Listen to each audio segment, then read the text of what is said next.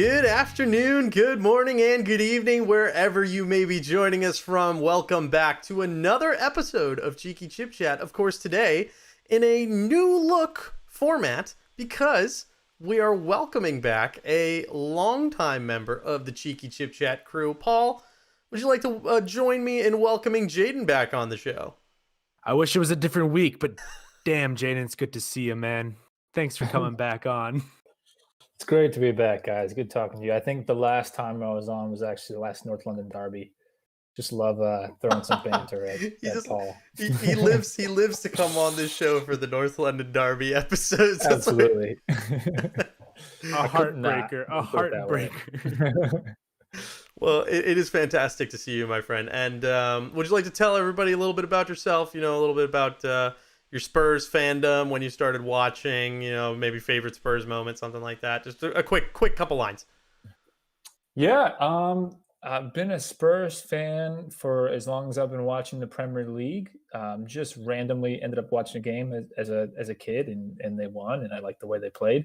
My favorite moment when I really dove into Spurs fandom was Gareth Bale versus Inter Milan.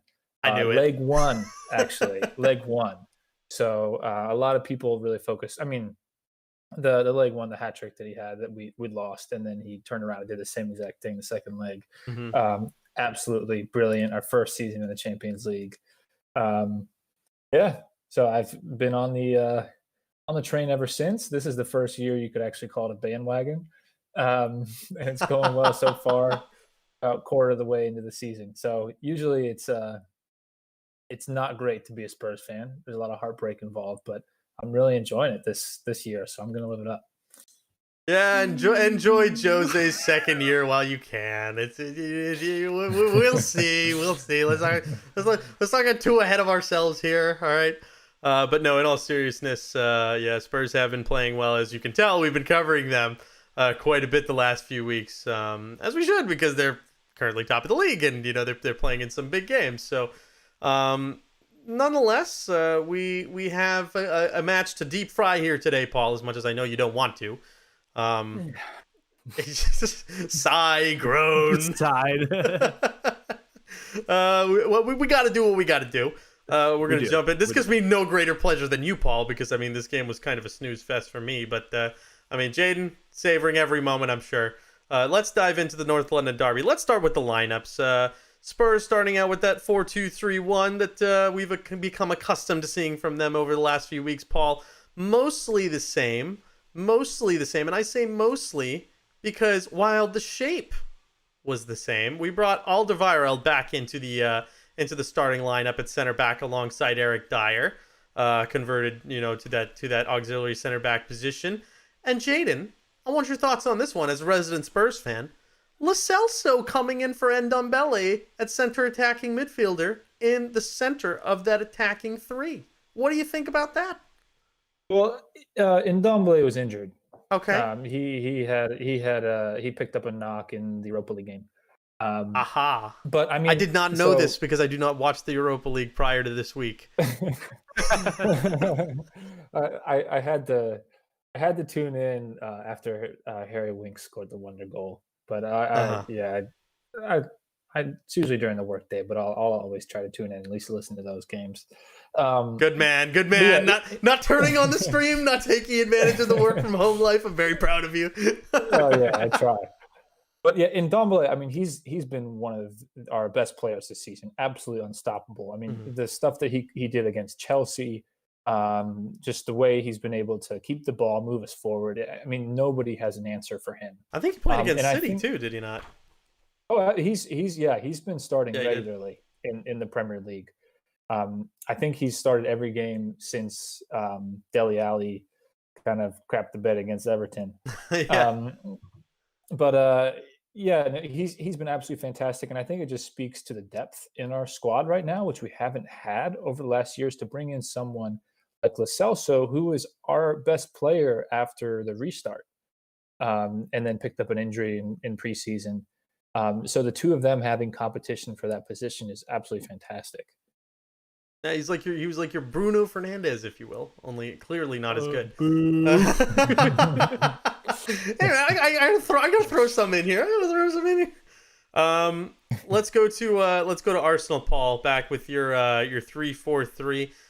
Granit Xhaka partnering Thomas Partey in the middle of the park. What is your reaction to this decision? I mean, I don't watch Arsenal week in, week out, so I can't speak to if this has been happening on a regular basis.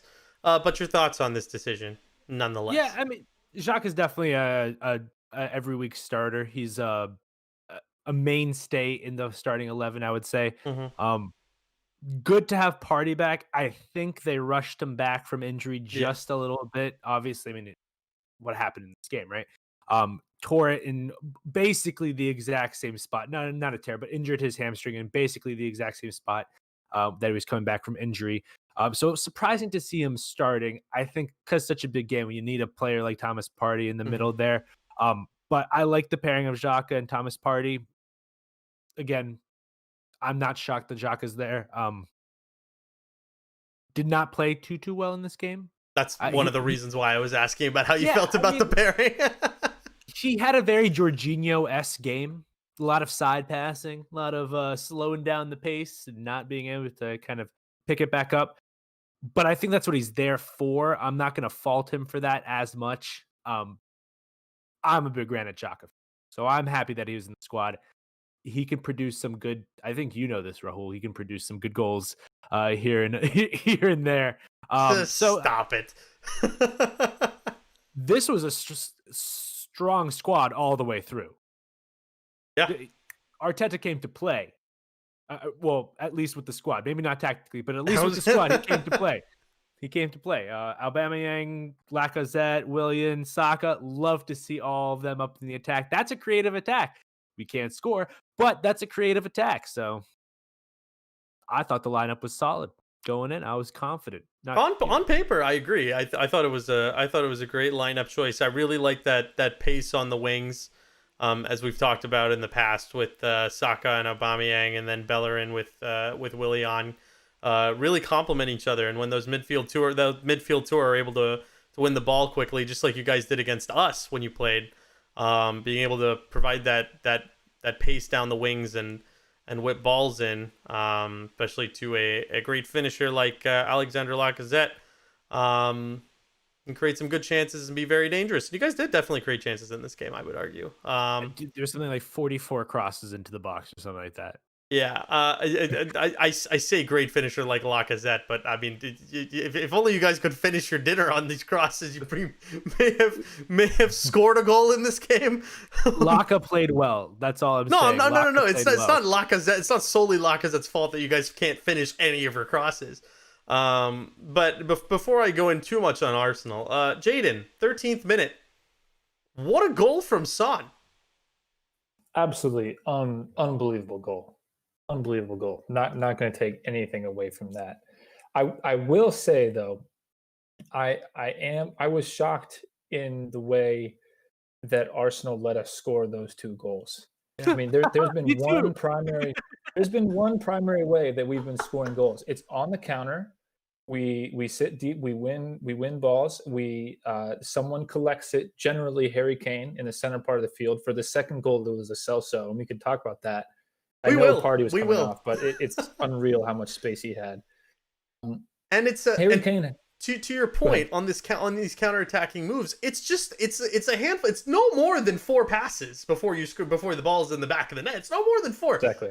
You keep it very, very simple. I think this was a 2-pass move. If I'm not mistaken. Somebody wins the ball back in the middle of the park. It's 1 pass to Son, and no, it might even be a 1-pass move because Son just runs and shoots. Yeah. So Harry Kane, I will say. Arsenal had, I think, the right idea here. They had the box, the center backs, and the double pivot around Harry Kane, but he still had so much space, and he's been sitting right in the middle of that box. And he did do really well. I mean, it was a tough ball to control. If you watch the highlights, it was bouncing. He brought it down well, but I think Bellerin made a terrible decision. Once Harry Kane stepped out of that, Son was behind him when the ball first turned over. Son was closer to our goal than he was. Bellerin starts to pressure in on Harry Kane instead of just busting his butt to get back and get behind Son.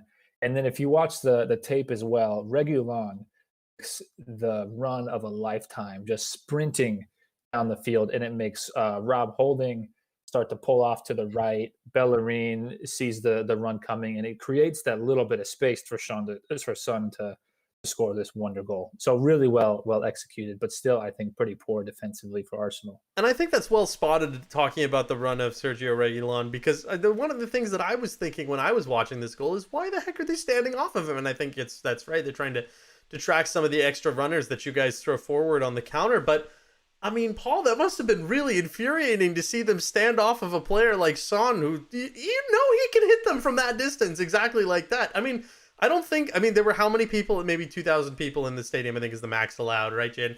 And in that new Spurs stadium, I don't think there was a single person who didn't know what Heung-min Son was going to do. I mean, I didn't know he was going to shoot from there, granted, but I was yelling at my TV, don't give him space, don't let off him, right? And don't show him inside, because he can hit them on his right foot from there. We've seen it. I think what's really important is what Jaden said, that everyone and their mother knew this is how they were going to score in this game, right? Mm-hmm, and we still let it happen, right? We still gave Harry Kane space in the middle of the field, even though, as Jaden said, we probably played it right. They didn't press close enough to Harry Kane in that moment, and he gets the pass off, and then Son, I mean, he's a great player, right? He's going to make some great plays. Wasn't expecting this wonder goal, okay? It was a beautiful goal. I will grant it that. But you're right. We can still fault the Arsenal defense for stepping off him and letting it happen, because it's going to happen. That was my biggest gripe with it, because it was going to happen. Now, one thing I want to talk about is the Spurs formation. So, Jaden, in the 4-2-3-1, right? And you can talk about this having played as a defender, right? Sometimes when you play in the 4-2-3-1, you play the double pivot. When you're out of possession, what'll happen is this two CDMs are supposed to kind of come back and plug the holes. If they're not pressing, they're supposed to plug the holes between the center backs and the fullbacks, right? To create even less space. Now, I think Jose was relying on that a lot to stifle Arsenal getting into the box. The problem is, once you guys got into possession, some of your passing was a little bit sloppy at times, right? And so what would happen is the CDMs would try to get involved in the build-up. You guys would surrender possession, and Arsenal, having the pace and the two players on each side, they found tons of space in there because the CDMs weren't able to drop back quickly enough to plug the gap. And so that's what enabled Arsenal to just pump tons and tons and tons of crosses. But Paul, like we said before, unfortunately, you guys really got to work on the crossing on the training ground. I don't know what. I mean, do you have any thoughts on? Just dismal, and it's the same culprits every single time. That's the sad part. Like, do you put it more down to worse crossing or worse finishing and worse positioning in the box? Worse crossing. Okay. Worse crossing, because you got, like. Granted, Lacazette and Aubameyang have not been finishing recently, right? But they are Aubameyang in particular, yes. Yeah, I think the last goal he scored was a penalty against us. Yes, it was.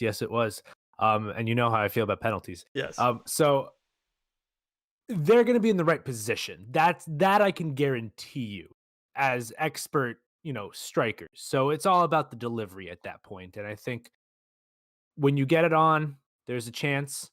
Okay, there were a couple good crosses that probably should have been finished, yes.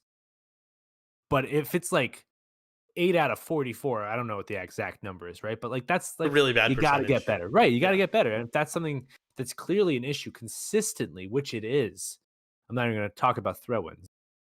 I'm just taking the Mickey out of Hector. You're gonna get in trouble, right? Yeah, and that's what's happening. There's a lack of connection between the delivery and the attack, because we know the attack on their day can obviously score, but right now the disconnect between the defense, we're going from the defense to the offense, especially from a team who's trying to play out of the back a lot. Not a good thing to have. The disconnect. Jaden, as a former center back, thoughts on Arsenal's crossing? That was my favorite stat from the game. Absolutely hilarious. 44 crosses. I mean, I think it tells me a couple of things. One, Virgil van Dyer, and he did. Hold on. Hold. Whoa. You did not. Whoa. I'm totally kidding. No, that's from expressions. Oh no. No, Dyer, he's had a great season, and he's confident. He's playing really well, and it also just the importance of Toby to our squad. Him coming back from injury and playing excellently. I mean, the block he had on Abba was. I mean, Abba sucks right now, but it was a very, very well defended play. But they are confident and playing really well. And I think it also speaks to. I mean, there was some space there on the corners for Arsenal to get crosses in, but I think a lot of them were pressured. There wasn't space in the middle, and when our CDMs, like you mentioned, couldn't get back into to cover behind our wing backs for crosses, they were able to get back into the box effectively and just pack numbers in the box. And I mean, it's all about space. And that's always an effective strategy to dealing with aerial threats. I thought Arsenal overcomplicated their attack a little bit as well, Paul. I mean, you and I talked a little bit about that during the game. They're counter-attacking themselves almost a little bit, and when they're trying to get in and find space before Spurs reorganize, it was just a little too intricate with double back passes and players getting on goal like Aubameyang, I think, who should have had a shot on and then end up passing it just because, I guess, lack of confidence. I don't know, but I think we've established that Arsenal's attacking play was leaving things to be desired in this game. So I'm not gonna rib on you too hard. No, it's fine. It's fine. I agree. I agree. Well, I think what's happening is because I was gonna say those little moments of like breaking out and almost like counterattacking, like you mentioned, those are our brightest moments, our brightest spots, right? But as you mentioned, then they try to, oh, wait, the gaffer is trying to tell us to slow some stuff down. And that's where I think they get in trouble. They try to go back to Arteta's way of soccer, which I'm not saying is bad. I'm just saying in that moment, you want them to take advantage of that moment. Yeah, be direct. Keep it simple. Like I said, keep it simple because that's what Spurs did. And in their second goal, which we were about to talk about, they kept it simple again. They kept it pretty simple. I mean, before Arsenal get caught on the counterattack, shocker. And before you know it, I think it was, 3 passes? 2 passes, 3 passes? 2-pass move. And Heung-min, was it Son played it into Harry Kane? I think it was, right? Son played it into Harry Kane, and Harry Kane hits the roof of the net. Bardowski. Yeah, great finish. Honestly, in that position, you have to go high, hard, near post. I mean, that's the only option he had. I think Gabriel was coming in from his right. You think Bernd Leno should have done any better from there, or too hard of a finish? Too hard. It's a lot of power. I agree. A lot of power. Can't blame Bert on that one. Or on the first. Sorry. Yeah, or on the first one. No, I agree. Again, cool. I mean, what I understand that Partey was coming off when Arsenal was attacking there. I understand that, but still, the space that Lo Celso had, there was absolutely no one near him, and it was 4v2. I mean, I just don't understand how you can let Spurs. I did draw that on my diagram. It wasn't just like 4v2. It was like 2 on this side, 2 on this side, and 2 center backs, and you were just like, what? How did this happen? Well, and of course, there was obviously, like you said, space left by a partially subbed off Thomas Partey. Partially subbed off, I want to say. He'd limped off, but what I loved was after they had gone past him, Partey's like, "Get back on the field." I'm like, "The man has a torn hamstring. What's he gonna do? They're already gone." Yeah, it was painful to see. I was like, "Oh, what's going on there?" And then I was like, "Oh, brought him back too early." And yeah, so here we are, 2-0 going down into the half. Heartbreak. Yeah, it's heartbreaking. All right. I honestly don't have any notes from the second half. If you guys want to talk about anything, we can. Not really a lot changed. It was pretty much all of what we talked about. Spurs got more compact, and it was just 2-0. Well, let me solve all of Arsenal's problems right now. Okay. Oh, Jane's got a helicopter behind him. That's pretty cool. Oh, yeah. City. No, I was gonna say I'm gonna solve all of Arsenal's problems. Arteta, listen up. No, I can't do that. It's too much. I don't know. Jaden, do you have anything you wanted to add about your high flying Spurs? It was the second game in a row that Spurs. I think it was the second game in a row that Spurs had 0 expected goals in the second half. But I mean, when the bus can be parked, Why not? parks it, and and it's working. I mean, who are you to not park the bus? In all seriousness, we couldn't do this a year ago. We didn't have the spine for it. So I mean, it's really encouraging to me that the team can be gritty and go ahead and keep a clean sheet against Arsenal or Man City or Burnley away. I mean, all of these are really impressive. Definitely impressive results. You guys are impressive this season as much as I want to review. All right, since we don't have a ton of time, I want to keep things moving. We're going to move on to the European tour. Of course, not talking about the Europa League. We're talking about the Champions League, a competition which your teams both are not a part of this year.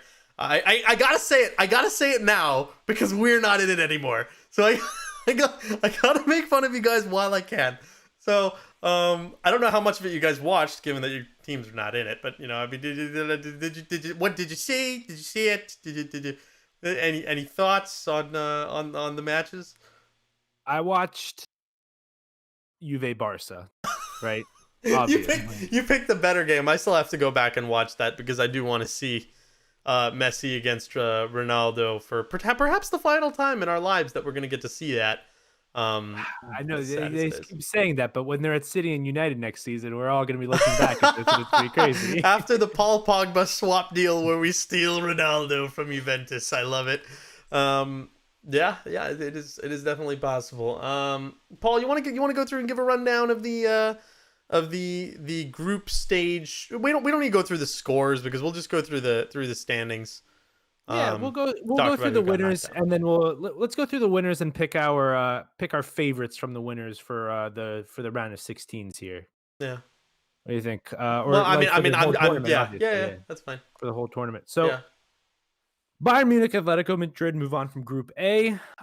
Real Madrid, luckily, we all thought they're going down to Europa League. How did they top that group? I don't know.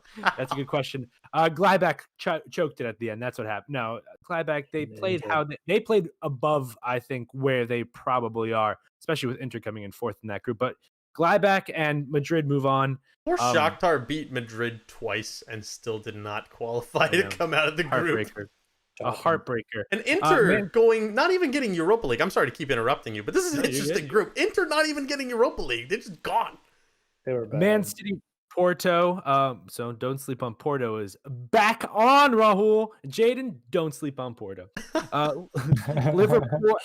Liverpool, Atalanta, Ajax, kind of the disappointment in that group. Mm-hmm. Chelsea, Sevilla, Chelsea, high flyers in this group. Also Sevilla, high flyers in this group. But let's not forget the Olivier Giroud quadruple. Oh, so nice. If only we had someone who was efficient at heading the ball as Olivier Giroud in the North London derby. What a pity. It would have been a real shame if you guys had sold him to Chelsea, right? I know, right? Rivals. Dortmund, Lazio move on from Group F. Juventus, Barcelona, no surprise there. Both with 15 points, it should be noted. And that's the last Champions League group, guys. Let's move on. Woo! Let's move on. Of course, PSG and RB Leipzig and Manchester United not making it, even though all they needed was 1 point from 2 games, really 3 games, but I'll give you the 2 games. And they did not get there in the end, and they fall out, and PSG and Leipzig, so that's really it. Can I just have like a minute to talk about this? Please. What a disgrace of a result. I mean, what is it with this team and this manager? I mean, don't get me wrong. I still back the man. I'm not. If he's getting sacked, he's gonna get himself sacked. So I don't need to be ollie out. He's gonna get sacked. He's gonna do it to himself, right? I mean, every time we have the chance to do something nice, they go and mess it up. We have the chance to go and win this group. All we had to do was not lose to Istanbul, and Demba Ba haunted us by pulling a freaking reprise of what he did to Liverpool. Okay, and then all we had to do to not get knocked out of the group is not lose to RB Leipzig. All we had to do was draw. And we couldn't even do that. We conceded 2 goals inside of like 15 minutes, 10 minutes. It might even have been 10 minutes. We conceded 2 goals. Ridiculous, shameful. Main thing to blame tactically, fullbacks tucking in too narrow. I don't know why that hasn't been fixed. Even I can see it. Harry Maguire, shambolic defender. Disgrace of a result, and I'm very, very disappointed to be joining you fools in the Europa League. I don't even know the anthem. I would sing it if I did, but welcome to Thursday night. Woo! All right, we're good. We're good, Paul. We're good. Yeah. That's all. That's it. That's all I'll say. If I'm gonna rant anymore, I'll rant after the derby this weekend. So, gentlemen, I have to go. Unfortunately, yeah, that's fine. And it's been a pleasure. But you guys, I know you'll wrap this up without me. Jaden, so good to see you. Rahul, so good to see you as well. I hope everything's all right. Jaden, congrats on the new house. Jaden bought a new house. Everyone, it's very exciting. It's Appreciate it. Yeah, we're really excited. Unacceptable what happened at PSG. Say no to racism, everyone. Follow us at Cheeky Chip Chat. No, I'm just joking. All right. I'll outro it. I got you. Paul. All right. Bye. Always a pleasure. Peace. I have no idea what is going to happen to the video after he leaves. We're going to find out, and I'll let you know because I haven't. Wait, hold on. Just don't leave. Just turn your camera off. Just turn your camera off and mute yourself. Okay. Just so it doesn't go haywire. Oh, okay. That's not too bad, actually. You can look at this picture. Yeah. No, actually, that's pretty bad because now I got flipped. Anyway, it's fine. Oh, no, I'm sorry. So, last 2 things I want to talk about before we close out today's show. The PSG Istanbul incident, where a Istanbul coach was assistant coach was abused by the referee. I'm not gonna repeat the language that was used, but in any case, don't like to see that. Props to the Istanbul and PSG players for both walking off the pitch, refusing to continue to play, and truly embodying "say no to racism." I was very proud of that. Go ahead. No, absolutely, and I love the video that's it's been going around of Demba Ba talking to the ref and calling him out on it and encouraging his team to step off the field, and they went ahead and did so. Mm-hmm. So yeah, I think it was a big moment, and really cool to see everyone again embodying that and taking it seriously. Now, hopefully UEFA will take it seriously and take disciplinary action against those people who are in place. Yeah, no room for that in the sport, and I'm glad the players definitely showed that. Lastly, Jaden, of all the teams that we said advanced into the UEFA Champions League knockout stages, of which Manchester United were not one of them, would you like to provide your prediction for who is going to win as a hot take? We have no idea what the draws are or anything, what the bracket looks like, but would you like to give a hot take as to who you think will win this year's UEFA Champions League? Bayern Munich. I mean, they are so strong. I don't see anyone stepping in front of them. Maybe PSG after what Neymar did. I mean, he was unreal against Istanbul. I mean, his first goal was just disrespectful. Mm-hmm. It was an incredible goal. But I mean, Bayern Munich, when everyone's fit, they're teenagers. Drew with Atletico Madrid. I think that was the first Champions League game they didn't win for like however long it's been. They've had a winning streak that's absolutely ridiculous.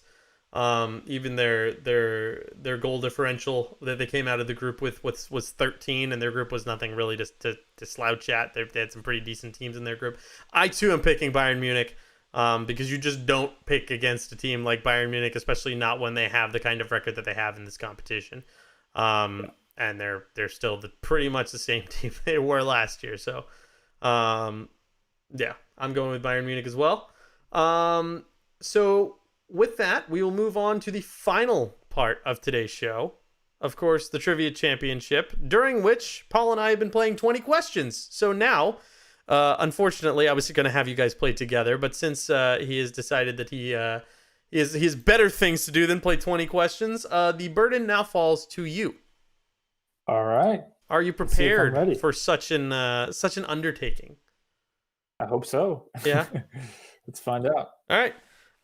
Let the questioning begin. You have 20 questions, 15 seconds per question, or you lose a question. Yeah, let the questioning begin. Is this a current player? Let me check. I'm just pulling up the Wikipedia right now.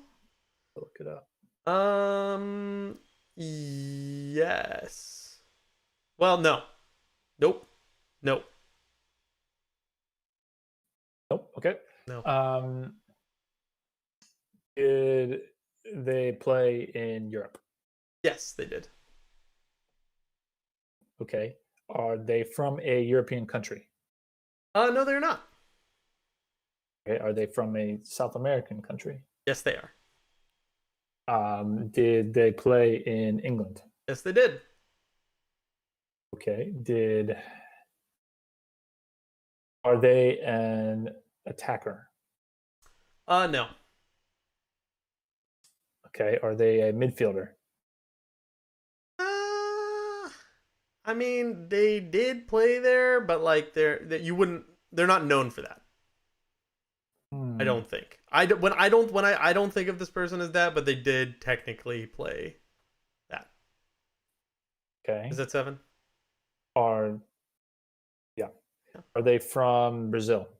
No. Are they from Argentina? Yes. Did they play? This is a hard one. Did they play for someone in the top 4 last year? Did they play in the top 4 last year, or did they play for a club that came in the top 4 last year? The latter, yes. Yes, they did. Okay. Did they? What am I at? Is that 10? That's 10. Okay, they're from Argentina. Did they play for Liverpool? Yes, they did. Did they win a Champions League? Yeah, they have won the Champions League, yes. Damn, I should have made that question more specific. I don't know if they won it with Liverpool or not. But they won. They have won the Champions League. Did they win the Premier League with Liverpool? No. Argentine defender. Basically, I'm telling you, they didn't play there last year. But they're no longer the first ones are no longer a player. Yes, I do not believe they're playing anymore. They're playing this season now because this season's 2021, right? 2020, 2021 season. Yeah, they're not playing anymore.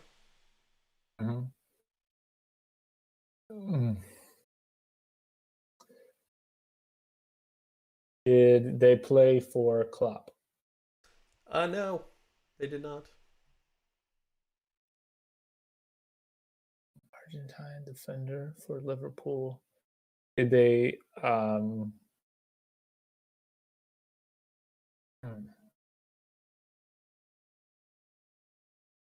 did they play with Gerrard? Yeah. I'm at a loss, dude. That's 15. Did they play okay, I'll give you a hint. Is there any other really good team that they played for? Because I told you they've won the Champions League. Did they? And the fact that I am really unsure about whether they're still playing should suggest that they retired very recently.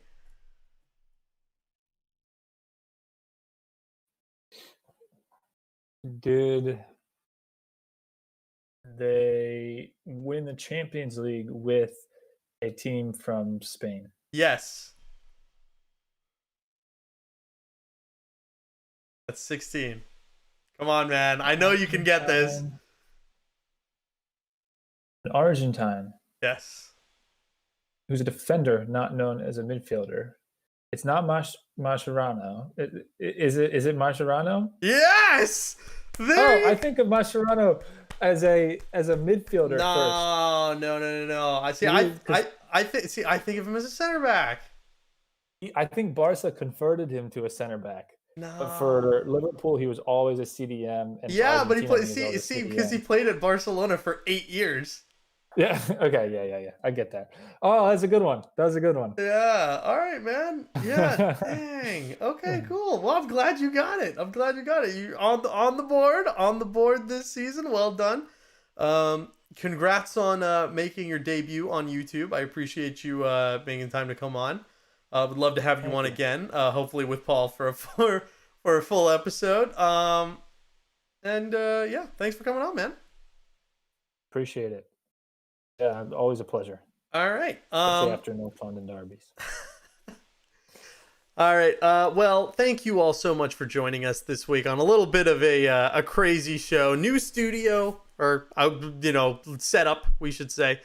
First time having 3 people on, so I hope you guys enjoyed that. As always, we'd like to thank Purple Planet Music for providing the intro music for this week. You can check them out at purple-planet.com.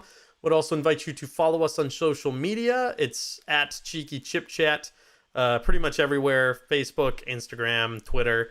And you can check us out at cheekychipchat.com. Send us in some ideas for stuff you'd like covered on the show. And if you like the video, please hit the like button, subscribe. Until next week, we hope that you chips will keep it cheeky until we chat next time. Take care, everybody.